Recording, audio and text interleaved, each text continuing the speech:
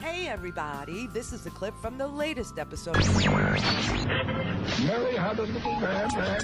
The fault. We believe that all men are created equal. To the magnificent mosaic that is America. From radio beacon to radio beacon. I have a dream today. Change has come to America. Believe me. Knock, knock. Who's there? It's a figment of your imagination. Randi Rhodes Show. Turn up your mind. We're also going to be looking into why were all of these 9 of the 12, I think, dismissed, which is an issue that we see constantly with some police departments, is that internal affairs complaints aren't followed through. What is this new information potentially about this police officer, Garrett Rolfe's history? What does it mean for the case? Well, it shows a pattern. As I said, in a lot of the cases that I've handled, the officer has a history of using excessive force or breaking rules or policies. The problem is that they stay on the force. Yes. And so this leads to what we all saw Saturday. Yes, exactly the point. This is why we need reform. You know, the videos that we have already seen of police violence are off the charts. It is so out of control. And now we're finding out that you've got the white supremacists, you've got the Civil War agitators, the Boogaloo Boys, you got the Proud Boys, you got Boys, you got White Boys, you got Militia Boys, you got Biker Boys, all infiltrating these protests. Just like I told you, the Wendy's in Atlanta was set on fire. By now, we're starting to hear two white girls. One was wearing all black, and the other one was seen by a bystander, and he recorded her lighting the match. Okay, I can show it to you. It is just so unbelievable. The 3rd precinct in Minnesota, in Minneapolis, right? We saw that the guy who was arrested for setting that on fire was also a white guy. And now we see in Las Vegas, there were 3 Boogaloo trios that were planning violence like they thought they were in the military. We saw what happened in Albuquerque, New Mexico with this New Mexico Civil Guard and one of the guys. Turns out the guy that shot the people in Albuquerque, New Mexico, we showed you the video of him yesterday, and then he got surrounded by protectors who were all wearing their field gear and their fake military outfits. And these Army surplus stores must be. But it turns out that these 3 guys do have military backgrounds. And Stephen Parshall is from the Navy. William Loomis is from the Navy. And Andrew Lyman, I think his name is. He's an Army reservist. And these 3 guys were conducting their own version of military operations, talking in code, wearing this tactical military gear, carrying weapons. They had explosive materials. They were conducting reconnaissance missions. They were following the playbook of the IRA, the Irish Republican Army. Swear to God. They even when they were arrested, they had a copy of the IRA's Green Book, which is a training manual written by the IRA, the Irish terrorist organization, that was trying to wage war against the British government, and they targeted police. But it's just so unbelievable. And they're 35 years old. They're not kids, okay? They're just not children.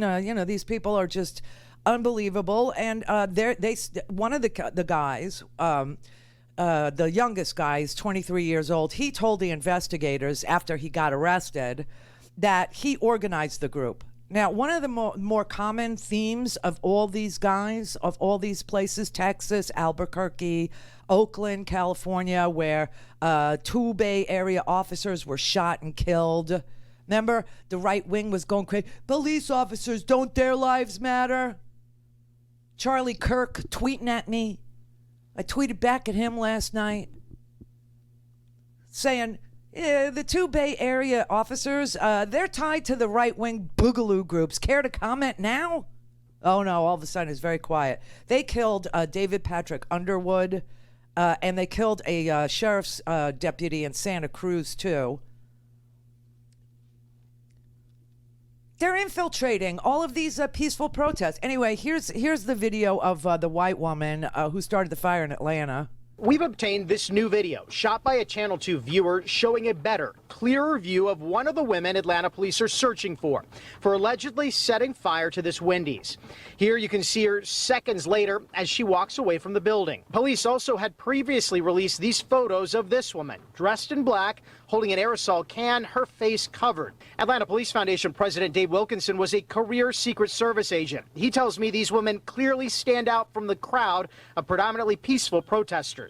Yeah, there's no question about that. And when you see that video of the suspects in Crime Stoppers, they certainly look different. They certainly look dressed differently. For weeks, law enforcement have told us they suspect it's a small number of people, possibly associated with outside groups fueling the violence. This is what GBI Director Vic Reynolds told us earlier this month. Anecdotally, we're confident that there were groups present here that we expected to be here. The Police Foundation and Crime Stoppers are offering a $10,000 reward for info on these women and any others who may be linked to the arson. We're talking about the individuals that are literally throwing Molotov cocktails, right? The folks that are setting businesses on fire. Look, she's doing it. It appears that their intention for being there is to destroy property and wreak havoc and create violence. So here you have a group of protesters having to explain to the media, having to explain to cameramen who are also being attacked by the police, not by militiamen, not by boys, not by Proud Boys or Boogaloo Boys or Blue Boys or whatever's bothering them, right? No, but they're having to explain why the neighborhoods are on fire after somebody gets killed, and they don't even know that they've been infiltrated and that their community didn't do the violence. That these were the same idiots that were in Michigan with the Reopen protests. And the thing that they all have in common is they all organize themselves on Facebook. On Facebook. They're meeting each other on Facebook. They're organizing on Facebook. This is just so unacceptable. And so you've got these the two guys that were arrested after. You got one guy that was arrested in Albuquerque after the protest. He's an infiltrator. He shot a guy named Scott Williams. This guy's name is Stephen Ray Baca. Stephen Ray Baca. He's an infiltrator. You got this New Mexico civil guard, and they go, "Oh, we didn't know him. We didn't know him." But you rallied around him and you protected him after he shot a protester. And the right wing will tell you, well, that man deserved to be shot. Scott Williams did, because he hit Stevie Ray Baca with a skateboard. But what you don't know is the reason why Stevie Ray Baca was hit with a skateboard is because he had thrown a woman to the ground. Yeah. Stevie Ray Baca started the violence by, quote, violently throwing a woman to the ground, and the protesters went after him to get him to leave, and Scott Williams hit him with a skateboard. And then Stevie Ray Baca shot him. And this civil guard, oh, by the way, Stevie Ray Baca is a former city councilman candidate. Yeah.